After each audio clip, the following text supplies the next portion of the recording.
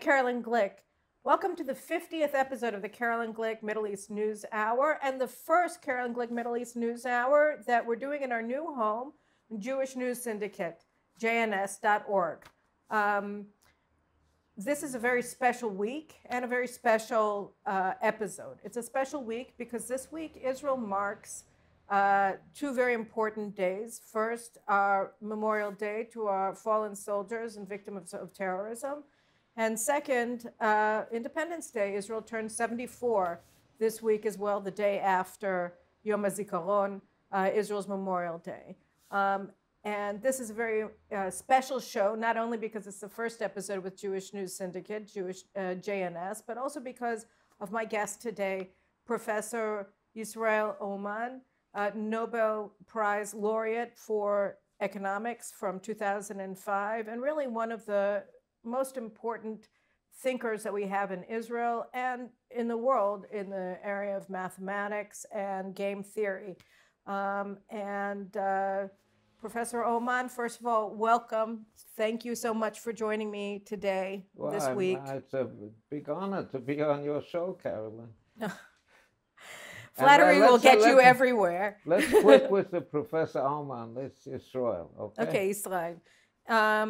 So I thought it was important to talk to you this week, not only because of who you are professionally and your work in rationalism and game theory, because I feel increasingly that the world we live in is becoming dominated by irrationality, but also because you're a bereaved father and your son, your oldest son, Shlomo, was killed in the First Lebanon War in June of 1982. And I thought I would start with that, if you don't mind, because also we're surrounded in your living room. I don't think that our viewers can see, but right behind me is a picture of Jacob's children coming to him with Joseph's coat of many colors and saying, "Look, this is what's happened to your son. Your favorite, your beloved son has died." And in front of me, I have a picture of the binding of Isaac and the angel coming down from heaven and saying to Abraham, "Don't kill your child," after he was ready to do so because he was commanded to do so by God. And is it, you think, is Zionism rational? Is it rational to send a child to serve in the army? People today in this world of me only, not just me too, but also say, no, we should just worry about ourselves. Okay, so that touches on one of the first things you said, and that is that war is irrational. I didn't say war is irrational. I thought you said that. No, I said Zionism is irrational. No. At the beginning of your talk, at the beginning of your words, you said we were faced with a world that is irrational. The world is irrational, right. and I'm not sure about that. In fact, one of the points I tried to make when presenting my Nobel speech, the Nobel address. When you get the Nobel Prize, you have to give a speech also, a professional speech. And I spoke about the subject of my speech was war and peace, okay? Right. And I think that people think that war is irrational, but if you consider war irrational, then you can't do anything about it. People fight wars because they are threatened, okay, or they feel threatened, and the question is whether one can, in order to prevent war, one has to study the causes of war, and the causes of war are that people feel threatened, and one has to try to overcome. One has to try to study those things and see what it is that makes people feel threatened, and overcome those causes, those factors. Now, is Zionism rational?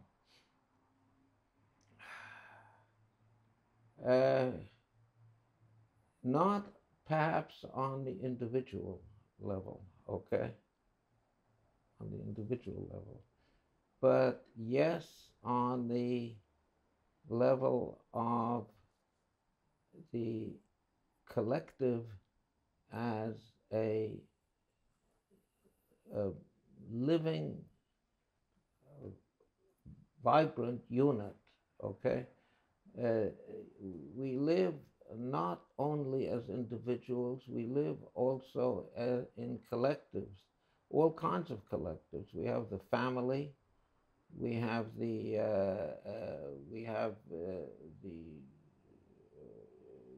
perhaps the workplace, okay? We have a sports team, we have we have nations, okay?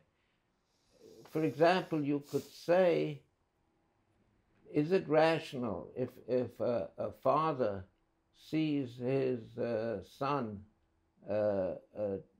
they went out for a picnic, and he sees his son drowning in a river, in a swimming hole? Is it rational for him to risk his own life and jump after his son? Yes. So the answer is yes. The answer is no. On a certain level, it's not rational. If the father is looking out for himself only, okay, it's not rational for him to risk his life for his son. But no, everybody else would say that it is highly rational for the father to risk his life for his son, okay? So that is because the father lives not only for himself, but he is part of the collective, which is the family, okay? So now we have all kinds of collectives, yes? And one of the collectives we have is the nation, and especially the Jewish nation, okay, which has existed for thousands of years, all right? 3,500 to be precise, or to be not entirely precise, but almost precise. Now, so if you think about yourself only or your family only, then it's not rational. But if you think about yourself as part of this glorious collective, which is the Jewish nation, then it is rational to say, go become part of this unit, go and go join the army, and of course nobody asked Shlomo whether he wants to be join the army, but it was a good thing. He felt good about it. There's in one of his letters, he wrote a beautiful letter upon being how does one say? Inducted into the army. That's right. That's the word. Saying that he realizes that that this is no joke. This is no, and that he may have to give a lot to, including his life, for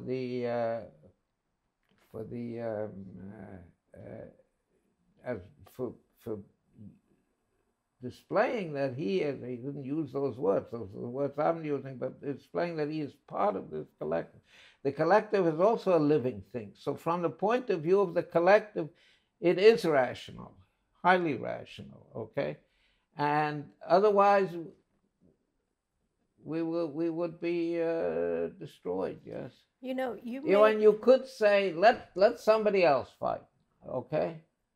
Let somebody else fight. I'll sit at home, okay? We'll avoid going to fighting units, and we'll sit at home or we'll join rear units.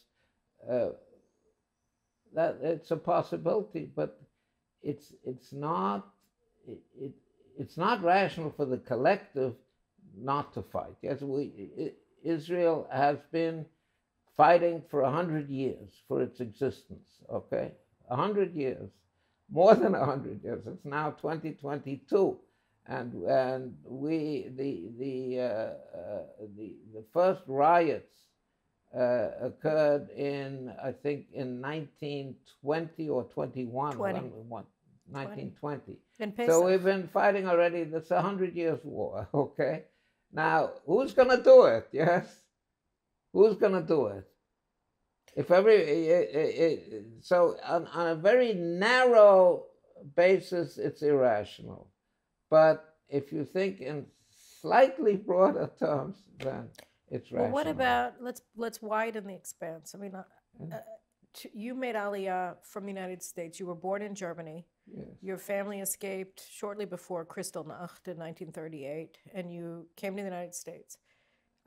Where you were able to acclimate very, very quickly into the American Jewish community, into the United States. You went to City College. You got your doctorate at MIT, postdoctorate at Princeton. You had your pick of universities where you could be a tenured professor of mathematics in 1955, and you chose to make Aliyah, to join your brother here and become a professor at Hebrew University. That's a big decision. You could have stayed in the United States, probably got a job teaching at MIT or any of these other universities, and just been an American Jewish professor of mathematics. Maybe you would have gotten the Nobel Prize in the 1990s already. I mean, you know, you made a decision. You decided to come here and live out your Zionist faith, belief. Is that rational? It's at the same level, yes, it is highly rational. Let me explain. Let me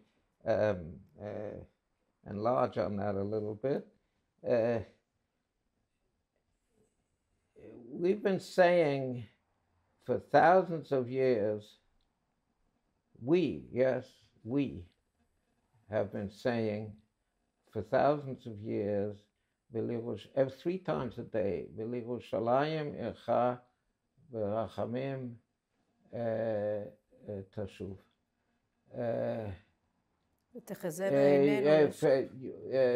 We pray to God that He returns in mercy to Jerusalem, His city. Now,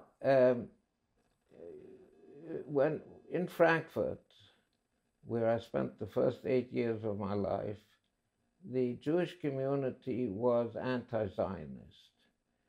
The Haredi Jewish community was anti-Zionist, to which I belonged, was anti-Zionist because the Zionists were not observant, okay? They were not dati. And now, and when we came to America, we maintained this, my family more or less maintained this, not very strong, but we were not, we didn't sympathize with the Zionist movement. But after the war, with the struggle for the establishment of the state, my family, my brother and I and my parents made a 180 degrees turn, and we became ardent pro-Zionists. The struggle for the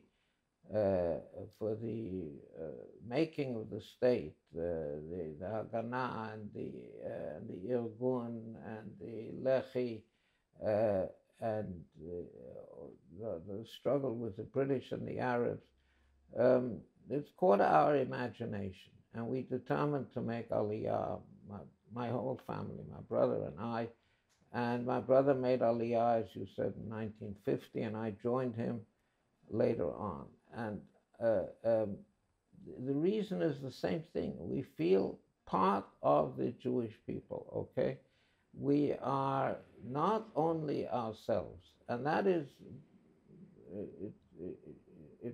we're not just, we are part of the Jewish people,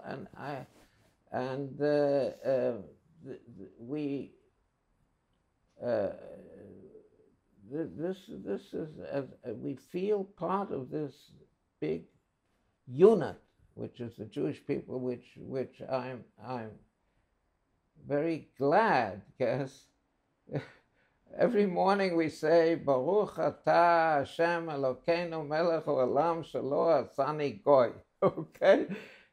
Blessed are you, King of the our universe. God, King of the universe, who didn't make me a goy. Yes, okay, everybody knows what a goy is. And in other words, who made me a Jew, yes, who gave me the privilege to be part of this great nation which has existed for thousands of years and has maintained its identity like no other nation. It has maintained its identity over the millennia. And I'm part of this, and I'm not going to take part in it. Yes, it's okay. You know that Soloveitchik said, "Kol dodi dofek." Yes, the voice of my lover is knocking. Okay, my lover is HaKadosh Baruch Hu, is God, and he knocks at the door. He says, "Here is the state of Israel, which is renewing itself after thousands of years. Am I not going to open to him? Am I not going to respond?" Yes. You know, it's interesting that you were saying that Shelo Asali Goy, right? And because we in the parsha that we read in the synagogue last Shabbat, Kedoshim, so there's a question, Lo Asali Goy. Well, why don't we say thank you for making me a Jew? Yeah, right. And then there's a back and forth. I can't remember. I was reading it. Maybe it was Rabbi Sachs. I can't remember who was giving. There were two interpretations of that, and it was a Rambam and somebody else. But in the end, they came to conclusions because God. It's our responsibility to make our being a member of the nation of Israel, for being a Jew, meaningful, and by living up to the mitzvot that he gave. Okay, very so that good. That didn't make me a goy, but the determination of whether we're a Jew or not is ours. Very good, wonderful, right? wonderful. Oh, I got it! Look at the wonderful, Nobel laureate is wonderful, clapping for me. Well, wonderful. It's right on, yes. So, I mean, and that really does bring us to the irrationality that I was talking about at the outset. And I think that there was like maybe a misunderstanding. I didn't say war is irrational. I don't think war is irrational. I think that a lot of the things that are happening today in Israel are irrational in terms of maintaining the existence of this country. And I'll just give you one example. I can give you many, but I'll give you just one example. This past week, the education minister, Yifat Shasha Biton, announced her new reform in the education, that she's going to end requirements for high school matriculation of taking matriculation exams or baccalaureate exams, whatever they're called in English, the Bagriyot, in the Bible, in history, in literature, and in some other of the subjects of the humanities, and really that teach children who they're supposed to be. On the other hand, she's going to lower the level of acuity or that a child needs in order to study computers, so that more kids can get into the rear units in the Army where they work with computers, by lowering the qualifications they need to 3 units instead of 4 or 5 in the baccalaureate exams. And so, and we see this. And yesterday, the Arabs, the Muslims on the Temple Mount, put up a huge banner from Hamas on the wall of the Temple Mount, and there had been a big thing in Israel that they put up a flag of the PLO on the Temple Mount. It was there for 10 days. This never happened. They were burning the flag of Israel. And they finally took it down and put it back after 3 hours. So one of the members of this government, communications minister Yoaz Hendel, said, oh, what do we care about what flag is on the Temple Mount? The most important thing is to fight terrorism. So on the one hand, you have an education system that's decided not to teach Jewish children their history or their heritage. And on the other hand, you have a minister in the government who says, what do we care that Hamas is putting a banner and the Israeli flag is being burned? The most important thing is what we do on the ground, not symbolism. And I think that these two things are both incredibly disheartening, but also a question of, an answer to the Rambam, how are you going to be a Jew here in Israel? So now, having said that, what do you think of my Jeremiah? Well, I'm with you entirely. I mean, I think it's very, very important to know why you are what you're doing here. Yes, it's difficult to live in Israel, and if you don't know why you want to live in Israel, then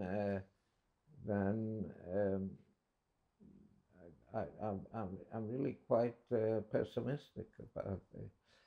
I'm quite pessimistic. I think the current government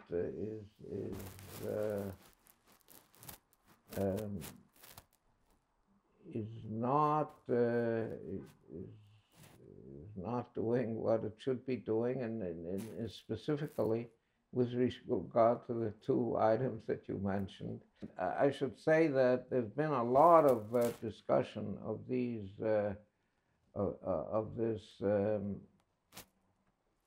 edict or this development on the part of the education minister, and there's been a lot of discussion about this, a lot of criticism of it, not only from the right wing, which is sitting right here, okay, but also from, I would say, the left wing and even the extreme left wing, okay? So the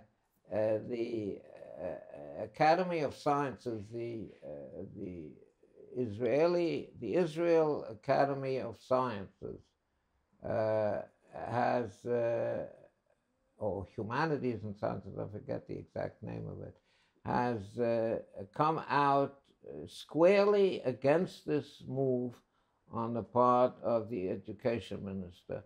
And we have all kinds of people in the Academy of Sciences, but a lot of them are on the left, and some of them are on the extreme left. Well, yes, I think that's because they get the publishing contracts. And it has come out, and also the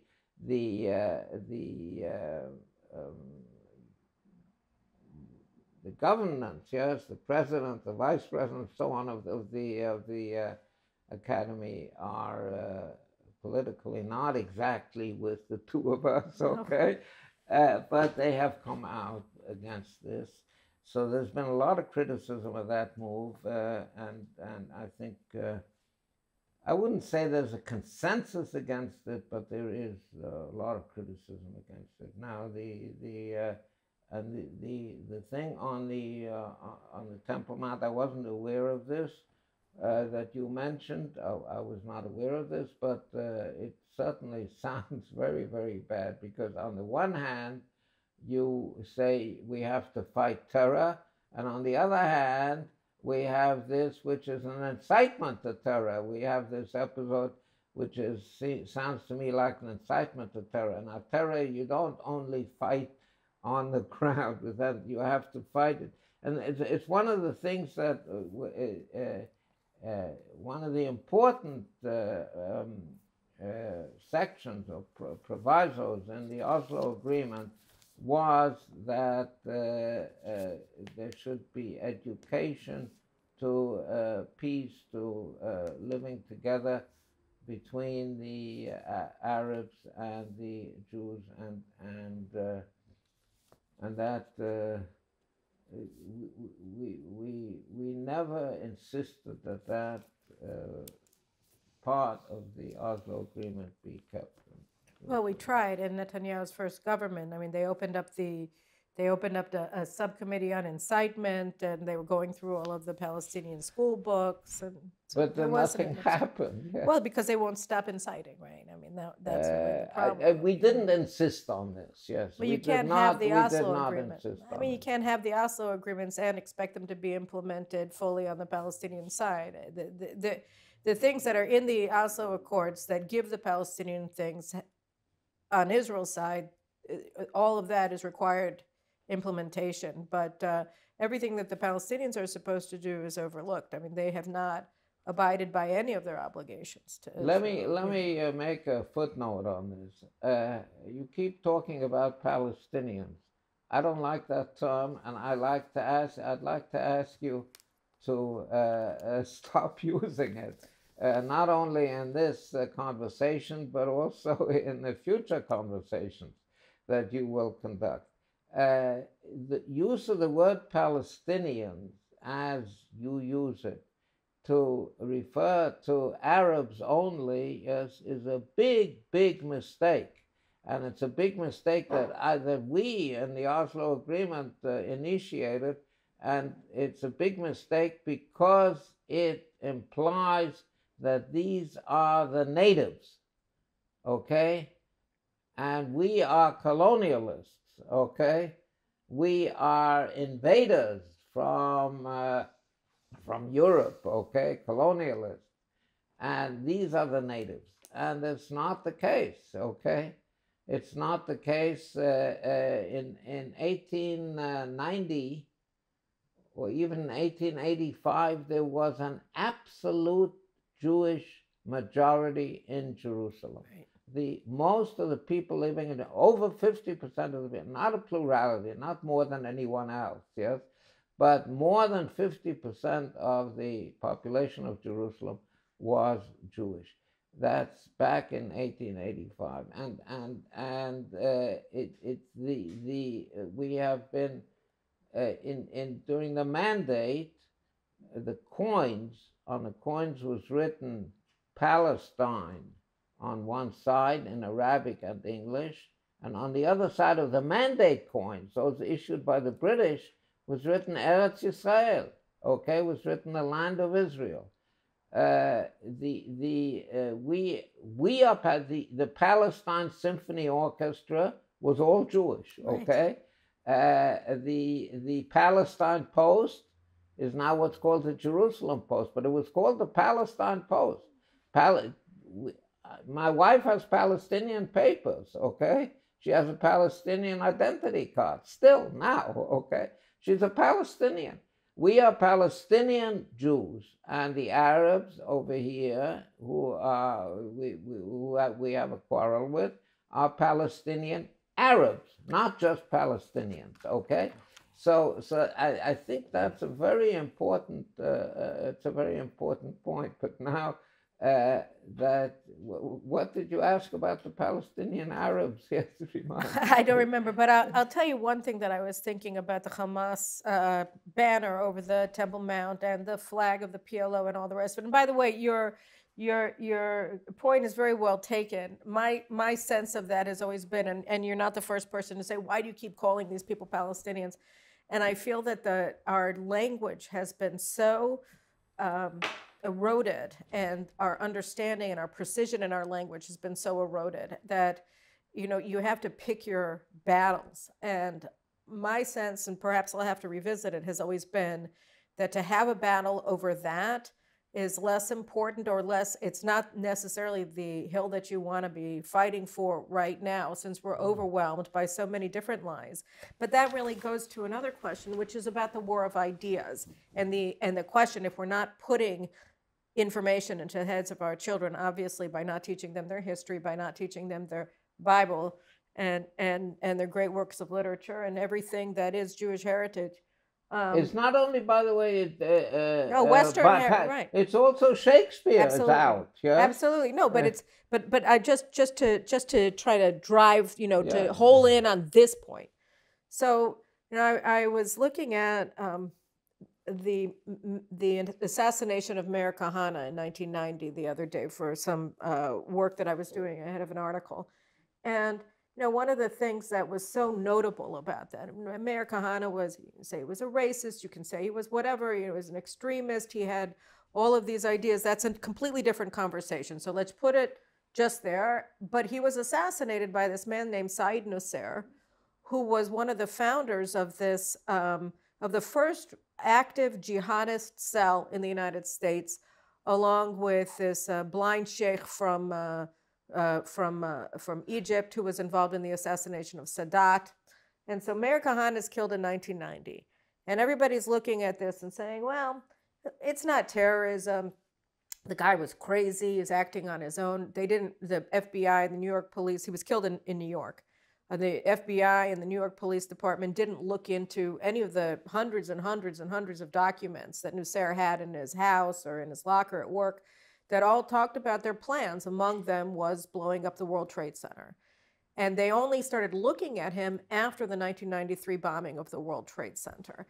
And the prosecutor of the World Trade Center bombing from 1993 is an old colleague of mine named Andrew McCarthy, and he's written copiously about this, including in a book called Willful Blindness.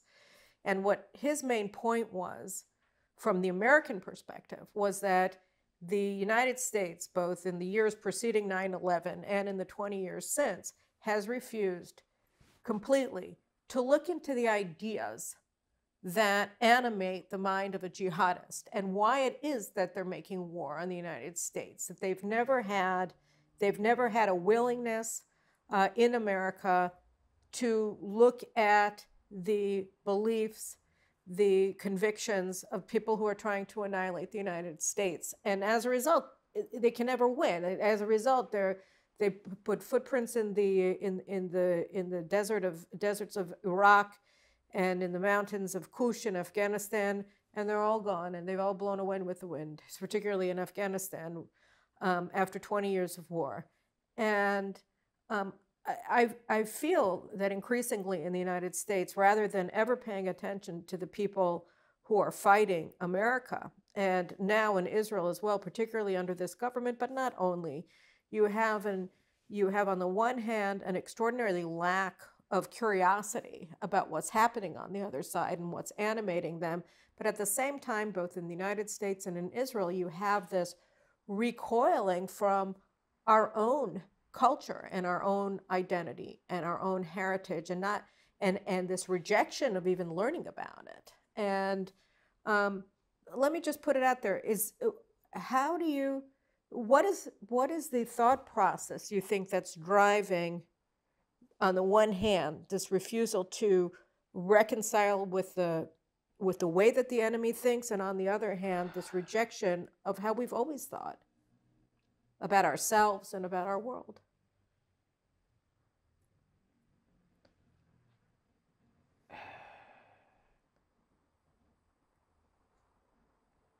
Should I give it to you straight, Caroline? Yeah. Okay. That's what we're here for. Yeah, I'm going to give it to you straight. That's what we're paying in the big bucks. Okay. I'm going to give it to you straight. First of all, let me make just a small remark about the Palestinian thing. Yes, I'm not saying you should fight it. Yes, you have to pick your battles, you're right. But you, Caroline Glick, okay, should, instead of using the word Palestinian, just make it a split second longer and say Palestinian Arabs. Okay. Okay. All right. I'll make an effort. You know what? I'm going to make an effort. Okay, that's one thing. But now I'm going to give you straight the answer. Okay, and that's I don't have time to make up a different answer, and I'm going to say it this way: Peace Now. Okay, we haven't heard too much from Peace Now lately, but they have so many spin-offs. But they did make a big impression in Israel. Was not born in the 1970s. It had an ancestor, and that ancestor was called Brit Shalom, okay, the covenant of peace. And it operated in Israel in the 20s and 30s and 40s, okay? Magnus, right? Magnus, that's Buber. right. Magnus, and my aunt Miss Landau, who you may have heard of, yes? No? I don't know. Okay. She was the principal of the Evelina de Rothschild School, okay, and she hobnobbed with the British and the Arabs, and she gave big parties and so on, yeah. And all kinds of people, okay, academics, and they were actually against the establishment of the Jewish state. I mean, they were they were against the establishment of the Jewish state, and this was brought to the attention of Ben Gurion. Okay, and Ben Gurion said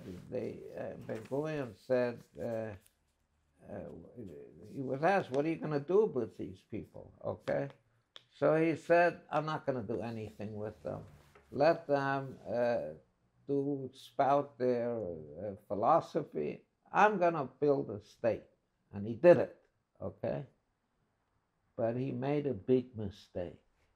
He built the state, but he allowed the seeds of the destruction of the state to remain active and powerful.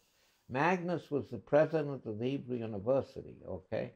And he, and the spirit of Brit Shalom,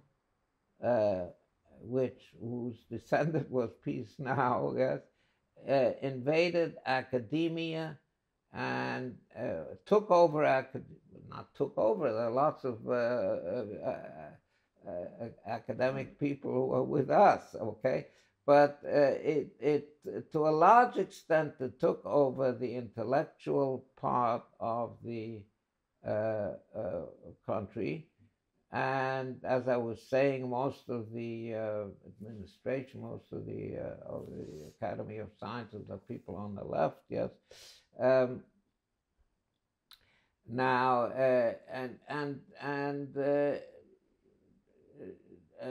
and we have as a result that most of academia is on the is not enthusiastic, is well, on the left, okay, so and we have this kind of statement coming out from the government as a result, and we have this kind of attitude toward what's happening on the Temple Mount as a result, because these are the people who control academia, they control the media, they control the second level of government, no matter who's in the government, also Netanyahu, also Begin, yes. We have the second level is the people who actually carry out policy, okay? And when they carry out policy, they're really making policy. These are all people who are less than enthusiastic. They're not patriots, okay? Now, okay, that is one thing, but I think underlying this whole thing is that in order to feel, Ben Gurion himself, let me give you another example about Ben Gurion. He himself was not dati, okay? He himself was not observant, okay? And in fact, most of what I said before about the Haredi community in Frankfurt, most of the Zionist establishment, the people who made the state, okay, were not observant, okay. Now, but they had observant roots, okay. Exactly. They had observant roots. Their parents were observant. If not their parents, probably their parents were, or the grandparents. These people were people who were saying 3 times a day for thousands of years, okay, and return to, praying to God to return to his city, Jerusalem, in mercy. And this is what gives it meaning, okay? Now this passes through 1 generation, 2 generations, 3 generations, but not 5 generations, okay? Not 5 generations. And I think a large part of this, of the the drift away from being Jewish with all your heart, okay? The drift away from that, and together with that, the love of Zion is because of secularism. I agree. I want to ask you one question and then move to another question. So the first question is, the first time I met you, I think, was in 2008. I remember this like it was yesterday. I don't know why, but because you made such a big impression on me. We were both speaking at an event in Toronto, and you gave a speech about Jacob fighting with the angel. Yeah, right. Do you remember it? I remember the event in Toronto. Yes, I remember mentioning that. Yes, but where did I take it? Yes. You said that the angel comes to Jacob, and Jacob and he are fighting. They're struggling, and Jacob's hitting him, saying, and he wants to leave. The angel wants to leave. He's tired, and Jacob says to him, "You can't leave until you bless me. Until you bless me." Yeah. Right? And like the angel wants to go, and Jacob won't let him go. And it was such an extraordinary, like the way that you depicted it, I could see it happening, you know, so you did a great job. I'm not. But you said that basically the angel was the anti-Semite, and that Jacob was demanding that the anti-Semite, the prototypical anti-Semite, the hater of the Jews, that he accept Jacob, that Jacob wasn't going to, I guess you could say, I'll expand it, that Jacob wasn't going to be trying to be Esau, his brother, anymore. He accept me.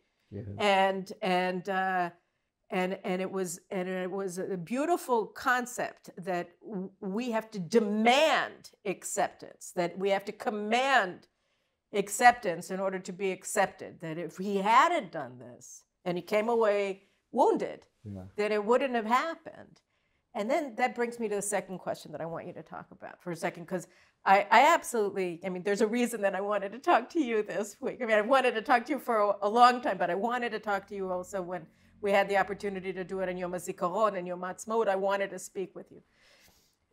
But we have this weird thing going on now where we have the most radical government arguably ever, which is, you know, where you have the Muslim Brotherhood has veto control over everything. And it's led by a man who both of us know very well, Naftali Bennett, who wears a kippah. And he came from the religious Zionist community, and yet he's overseeing this extraordinary drift or pull. And it goes back to the question of sort of this postmodern rejection of our heritage and feeling like, well, what happens in my four walls of my house are the only thing that matters, and the world outside is not as important as I am. And so you have two things sort of going on. On the one hand, is Jacob going to be capable of, you know, demanding and commanding acceptance, or are we going to just sort of say it's all about me? It's all what? About me. It's all me, and you know what my title is.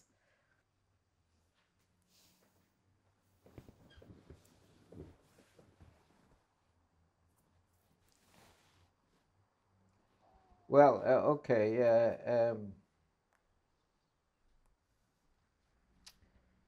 Okay, Bennett is problematic, but I mean, it's not really just him. He's bringing a very large number. I don't know. It's not the majority, but it's a significant portion of the religious Zionist community is supporting what he's doing.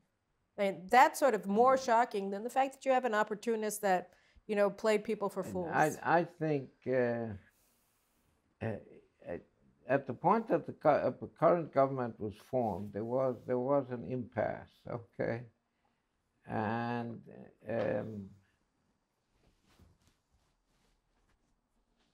but by the way, what's happening?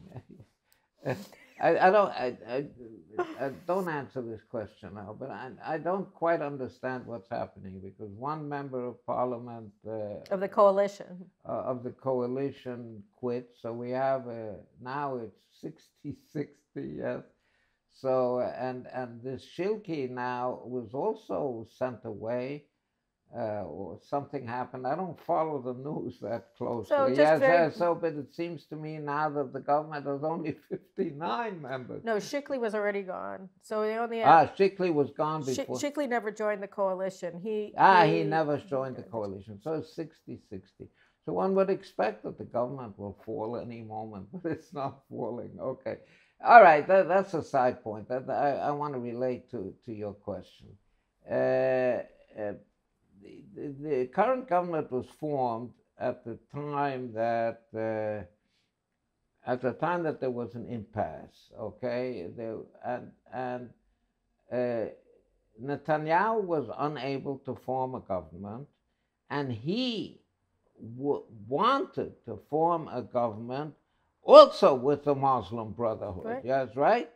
He also wanted to form a government with the Muslim Brotherhood, and it's only Smotrich that prevented him from doing that, right? And what's interesting here is that the reason that we got to this impasse is because you have a large segment of the right that prefer to go to the left, with the Brit Shalom types, than to go with Netanyahu and the Likud. That's right. That's right. And that is entirely correct. I'm entirely with you. And I blame Netanyahu for not stepping down. I think I've said this again and again. I've published, I think, in Makor Rishon. Yeah, I read it. I published 3 or 4 articles saying the same thing again and again. Months apart or years apart, yes. I said the same thing. I have a lot of respect for Netanyahu. He did wonderful things. He also, when he had the opportunity, did not do some things that would have been wonderful. Yes, I'll get back to that later. But one thing that he should have done was step down and let the right unite. Okay. And the election battles, what did we have? 4 elections? 4. These were around not important issues of nationality, but it was about yes, Bibi, not Bibi, yes, Bibi, not Bibi, yes. Now, I've said this in sotto voce, but I've said, I want to say it loud. It's Netanyahu's fault. It's his fault. But what about the people who what? I mean, the counter argument, which I'd also like you to address, is that Gideon Sa'ar, he ran against Netanyahu for Likud leadership, and he lost. And instead of accepting that, he formed a spin-off party from the Likud that was organized around the unitary principle of hating Netanyahu. And so, why is the responsibility on, I think you would say predominantly on Netanyahu's shoulders when you have so many people who simply wouldn't accept the decision of a very large majority of the Likud, but not of the country, okay? Not of the country. Not a minority of the country. Yeah, but a much larger minority of the country, and the Likud is not the country. Yeah, and we see that now. The Likud is not the country. He lost in the primaries of the Likud, but most of the country, not most by a large margin, but most by a small margin, 51% or 52% or something like that, were against Netanyahu, and Netanyahu insisted on staying in. And I'm talking about national politics. I'm talking about the national consensus. Now, Netanyahu, by insisting on still now insisting on staying in, yes, insisting now is I think, is splitting the right I put I have a lot of respect for him, but I put the onus squarely on his shoulders. It's not. You could say what's the man's name who split off? Gideon Sa'ar. Sa'ar, of course, yes. I'm an old man, I forget things. Okay, but so Sa'ar maybe was wrong in his allegiance to the Likud, but by his reckoning, he was right in his allegiance to the country. Most of the country, by a small margin, but still a majority, is against Netanyahu.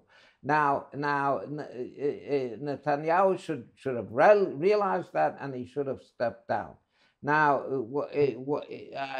I sing the praises of Netanyahu. The Abraham Accords were a great accomplishment. Netanyahu, as finance minister, put the country on the right track. He was great, but he was not altogether great, yes, because he did not succeed in making use of the Trump administration in advancing our interests, and in fact, in what's it called, L'Sapeach in English? The application of sovereignty in Judea and Samaria. What's the word for L'Sapeach? It's annexation. Yes. We have been now, it's now, since 1967, it's 55 years. Okay, 55 years we have been occupying. People say that to talk about kibush, about occupation, is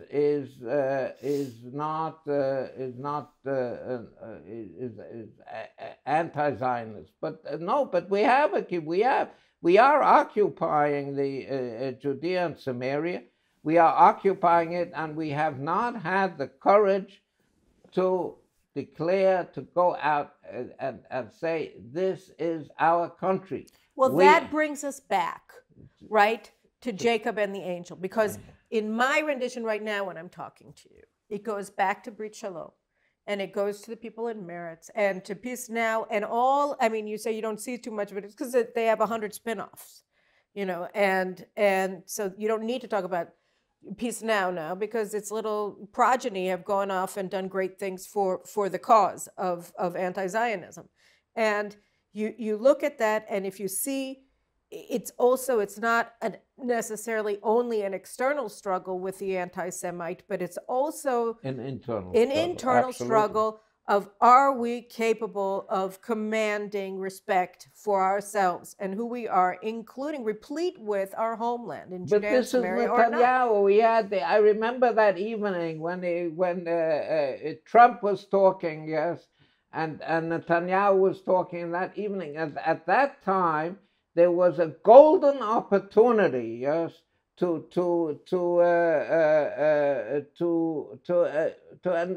annex maybe is a bad word, but to make large parts of Judea and Samaria,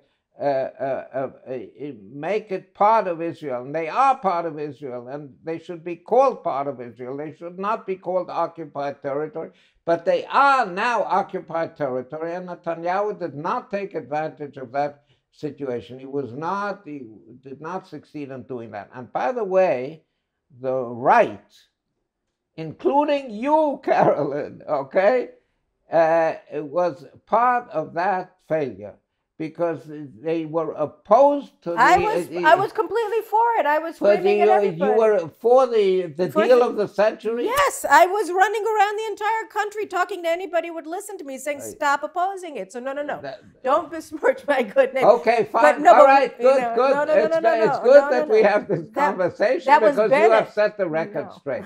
So fine, if you were for the deal of the century, then all my respect and all my honor to you, and let me shake your hand. Thank you very much. Because this was one of the big fashlot, one of the big failures of the right, that they, and it had made a big impression on Trump on Trump himself. I know. Look, that he you're was speaking from my not voice. What willing, can I that say? the right was not willing to accept the deal of the century. No, I haven't stopped. I'm amazed that there's still hair in my head because I pulled it out so many times over this thing. I mean, it's crazy. I ought to be completely bald. But it's also Netanyahu's But fault. here's- Netanyahu should have ignored the right. And I need to get. I understand that you have a full belly, as we say in Hebrew, on Netanyahu. But I think here we are this week. We have this government. I dispute you only in the relative level, where I put the onus for the rejection of Netanyahu. But I understand. I get your point. I take issue with the way that you place the blame squarely on Netanyahu's head, when I think that he has been the victim of an incredible campaign of demonization. He has been the victim. But I agree with you. But I need to go to today because it's where we are. And I don't know, I walk around with this very heavy feeling of dread because of what's happening in this country. And the question is, how do we get back to that iconic moment, you know, how many years ago? 3,800 years ago, with Jacob and the angel on the eastern side of the Jordan River, and get to a point where we can stand up and command that people accept us for who we are. And here, this is why I find what Naftali Bennett, with his kippah on his head, is doing so incredibly discouraging. Because if we are now adrift on the right, where you have people on the right who don't understand how to govern and what has to be done in order to get to the other side of that Jordan River, then, you know, how do we get it back? How do we ensure that where we are now is fleeting, and that it's something that we can pass over, particularly when you look around us and you see the context in which everything is happening in the Western world, which is, you know, lost sight of who it is and why it has a reason, the people of the West, to be proud of who they are. Let me address. I don't mean to interrupt you, but No, it's fine. Let me address that feeling of dread and the fleeting moment, those words. So I have that feeling of dread also. I have that feeling of dread. And in an interview I gave recently, I ended up saying that I am pessimistic. I'm pessimistic. I have the same feeling of dread that you have. I have the same feeling that this